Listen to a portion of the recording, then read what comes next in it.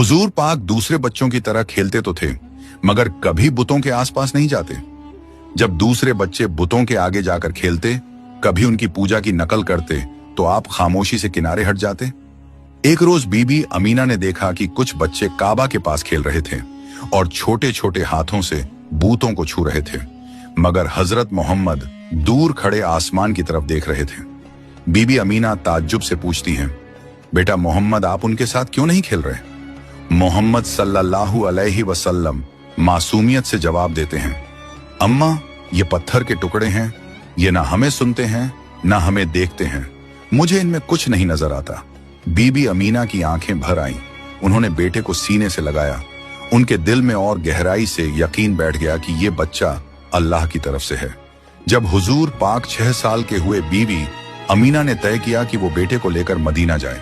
वहां उनके रिश्तेदार रहते थे और वो चाहती थी कि हजरत मोहम्मद अपने वालिद की कब्र को भी देखे, जो मदीना में ही थी। सफर आसान न था, रेगिस्तान की गर्म हवा, ऊंटों का सफर और थकान, मगर हजरत मोहम्मद सल्लल्लाहु अलैहि वसल्लम की आंखों में अजीब सा सब्र और हिम्मत थी। वो मदीना में करीब 1 महीना रुके। रिश्तेदारों से मुलाकात हुई। कब्र ए अब्दुल्लाह पर गए। बीबी अमीना हजरत मोहम्मद से कहती हैं, बेटा, ये आपके वालिद की कब्र है। आपके वालिद आपसे बहुत मोहब्बत करते हैं। मोहम्मद सल्लल्लाहु अलैहि वसल्लम खामोशी से कब्र के पास खड़े रहे। मासूम आंखों से अश्क गिरे, लेकिन लफ्ज जुबान पर ना आए। मदीना से वापसी पर काफिला अब्बा नामी जगह पर पहुंचा। वहां अचानक बीबी आमीना बीमार हो गई। बीमारी इतनी तेज हुई कि चलने फिरने की ताकत भी नहीं रही। उन्होंने अपने बेटे को सीने से लगाया और कांपती आवाज में कहा, बेटा मोहम्मद, शायद अब मैं आपको छोड़ जाऊं, मगर बेटा, आप कभी अकेले नहीं होंगे। अल्लाह आपके साथ है। आपको वो काम मिलेगा जो दुनिया में किसी और को नहीं मिला। 6 साल के हुजूर पाक की आंखों से आंसू बह रहे थे, लेकिन चेहरा खामोश था।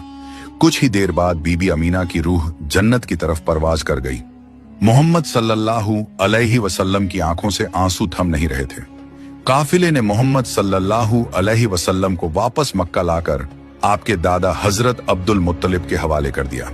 जब हजरत अब्दुल मुत्तलिब ने सुना कि बहू आमीना भी दुनिया से चली गई, तो उनकी आंखों से भी आंसू छलक पड़े। उन्होंने छोटे मोहम्मद को अपनी गोद में लिया और कहा, बेटा, ये उस रब का इम्तिहान है, इससे कभी घबराना नहीं। आपके दादा जिंदा हैं और मुझे यकीन है आपका रब हर वक्त आपका सहारा है। इसके बाद हजरत अब्दुल मुत्तलिब ने मोहम्मद सल्लल्लाहु अलैहि वसल्लम को अपनी जान से ज्यादा चाहना शुरू कर दिया। बने रहे।